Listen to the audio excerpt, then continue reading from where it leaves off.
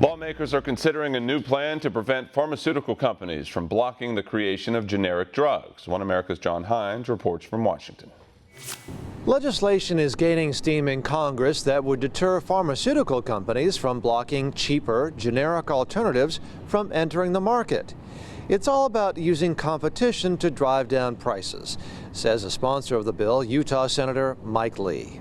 So the CREATES Act is designed to foster competition in this area, designed to provide a disincentive for drug manufacturers to discourage competition by refusing to hand over a sample which is required by law to be handed over to a would-be generic manufacturer once the patent is expired.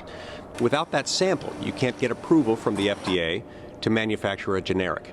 And without a generic, there's no competition to the branded label. Creating competition is key, says Lee, and that's what his Creating and Restoring Equal Access to Equivalent Samples, or CREATES Act, would do.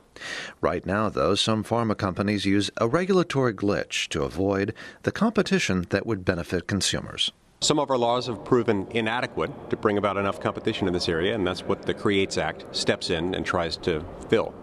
Laws proven inadequate, says Lee, and monopolistic, says the Association for Accessible Medicine's Chris Boland, who sees a path for generic competition, a path that is gaining support from free market conservatives, he says. What it does is it creates a new pathway for generic drug competition where it doesn't exist today. Some companies abuse our laws to extend the monopolistic pricing power that they have on a brand drug. Well, just this last week we had Senator Cruz, who was added as a co-sponsor, and Senator Rand Paul from Kentucky, who was added as a co-sponsor. Organizations that support our legislation range from seniors groups to free market groups, taxpayer, pro-taxpayer organizations, and the like.